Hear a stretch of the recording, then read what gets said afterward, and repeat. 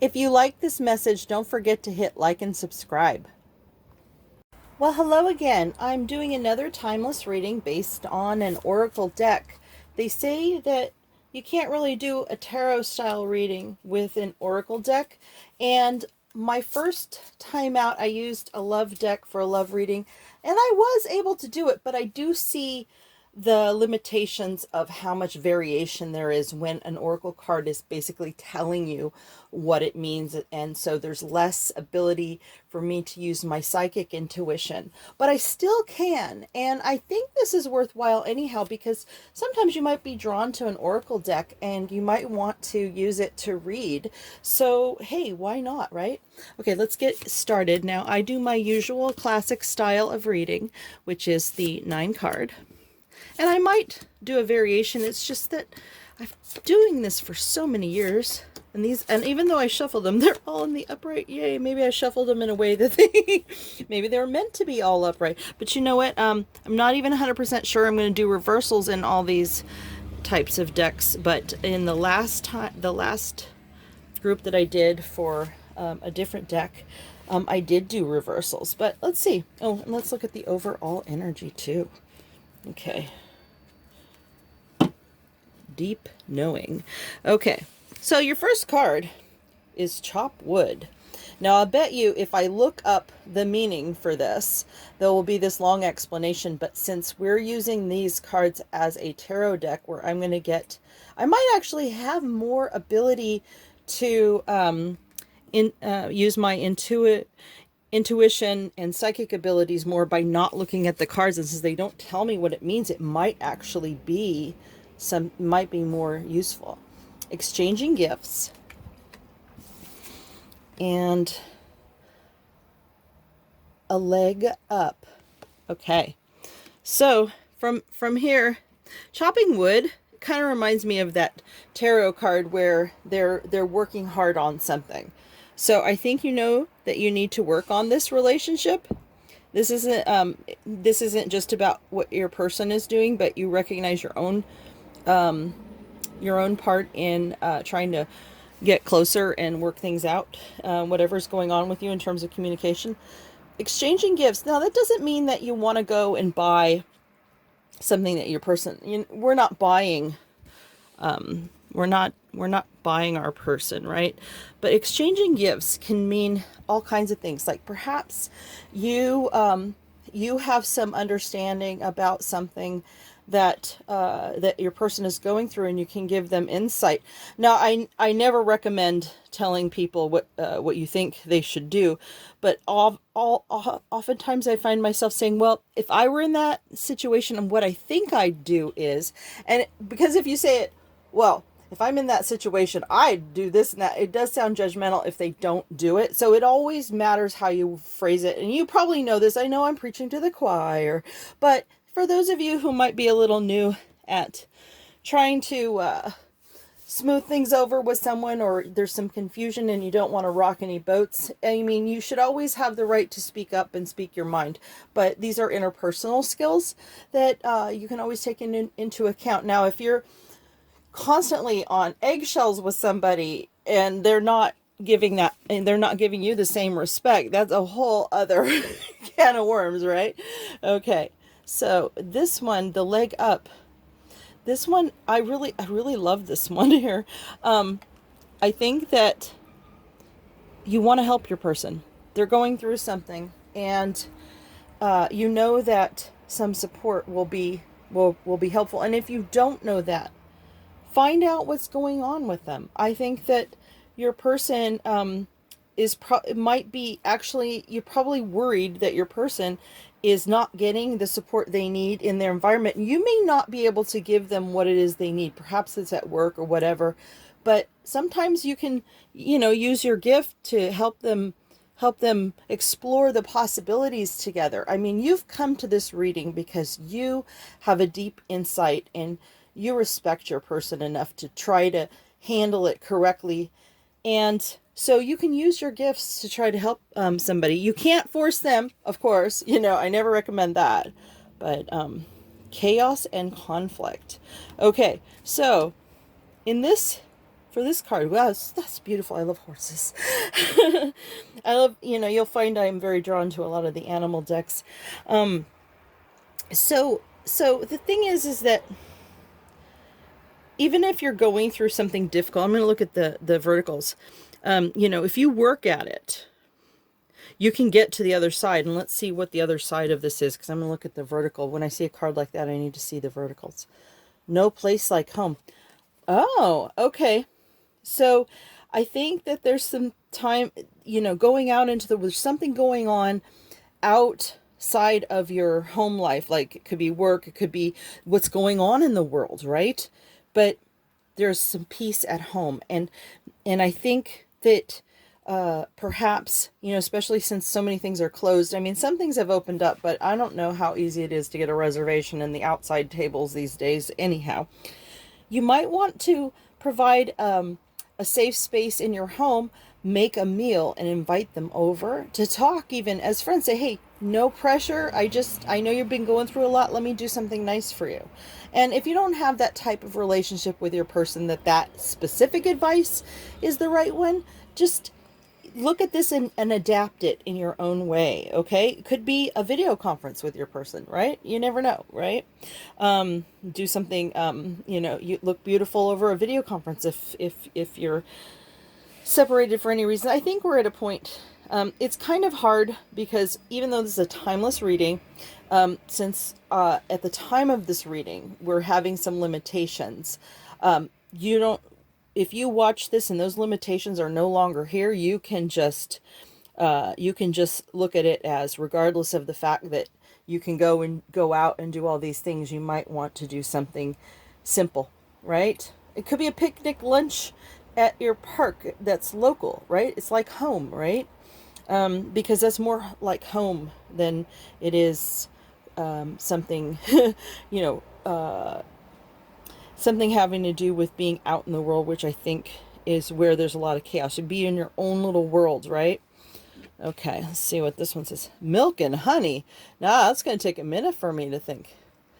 I'm thinking of the song that you've never heard of, but from the 90s, so don't even try, right? So I'm going to look at the horizontal here real quick. Here and now. So, the chaos outside. But yeah, that kind of looks like that picnic we were talking about, huh? There is some interesting vibes and energies from these cards. Oh, and this one isn't just saying here and now in the literal sense. Look at the past and the future. We always talk about, you can't change the past and you can't live in the future either. You're not living today. So, and let's look at the leg up here and now. The leg up. So finding out what your person.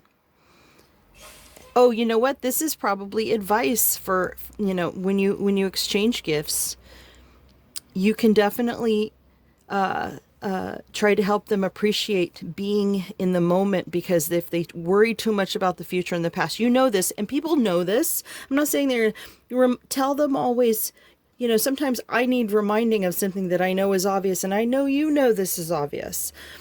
These are ways to help your person with what they're going through. Looks like this wisdom of the oracle as a love reading seems to be about helping your person with what they're going through. And I don't see here, I mean, it's possible that, I could get a love reading that suggests you can't help them, but I'm seeing that you can here because you have a deep knowing. This is the overall card, right? I don't want to show the card underneath, so because that gets into other energies. I mean, we could, but that's a whole other. Okay, so it looks like, milk and honey and happy and exchanging gifts. Okay, so I think in the present moment, you guys can find some time with each other that you can have some joy, maybe perhaps away from all this difficulty that they're dealing with, right? And reminding them that, life isn't always about all these great times. And, you know, in all honesty, I would say because this deck wasn't really created for a love reading, I'm going to mention that this can be seen as a reading for you too, and understanding yourself or the people around you. You have a deep knowing, right? You do have a fork in the road. And the thing that downloaded into me just now when I saw that, I saw this, I saw these, you know, because we have these arrows here and these arrows here. You just can't make that up, right? The thing is that you can choose to focus on things that will just put your mind in a state of distress, like the future and the past, or you can focus on the present moment, here and now. All right, so I am going to, whenever I do a love reading, although I am going to make note that this is not necessarily a love reading, now that I'm seeing this, there's several ways that you could see this as great advice for you in terms of relationships in general. I'm generally a relationship-oriented person in terms of my readings, but there could be other readings here too. But I'm going to go ahead and use advices. So let me move this over a bit and make room for some advices. You know what? I'm going to put that here, your overall energy at the top. So I'll make room. So when I do tarot, which I read these kind of like a tarot reading, right? I pull oracle cards for advices.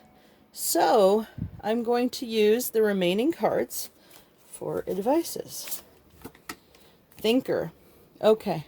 You know, and I got to point out one of the beauty of oracle cards, and not that tarot cards aren't also, but you really get to see unique art, just to be able to look at these as art pieces and just meditate on them sometimes is so amazing, just to own the cards for those reasons.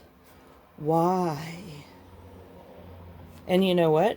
I think that that's what these advices are about, actually, now that I'm hearing myself. Come to the edge. Ooh, I love that. That is a concept that I have to say kind of makes me excited about this deck. It tells me a lot about its ability. So, it's saying that you generally think about things on a deep level.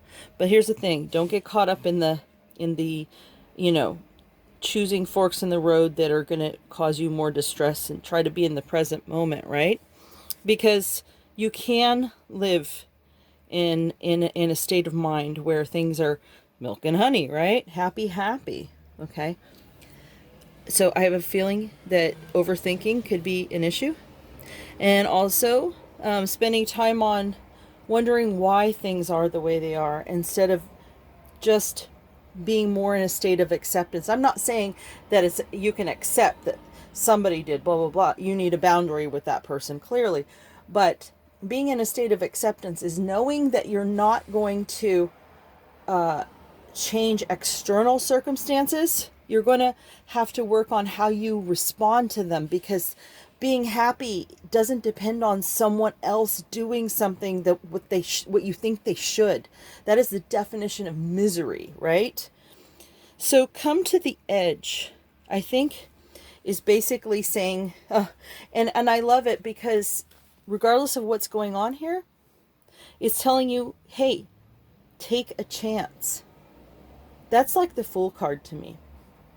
All right, and the Fool card is like the ultimate trump card in a deck, and I'm seeing the Fool all over the place in this, and I'm seeing that it's really about having faith in yourself and knowing that you're going to choose the direction that makes the most sense to you, regardless of what's going on in your life. All right. There is your timeless reading for the Wisdom of the Oracle cards, which is also a deck review. But I tried to make it fun so that if you do decide to get this deck, you can create your own readings and use the cards in ways that even Colette Baron Reid may never have even imagined. Probably she did, but I don't see a lot of ways that people use them for tarot. And I'm not saying it replaces tarot, but as you can see, you can find really deep messages in an oracle deck. Okay, thanks for watching, and let me know in the comments if you like any of this, and give me a like and subscribe too. I would appreciate it. Thank you.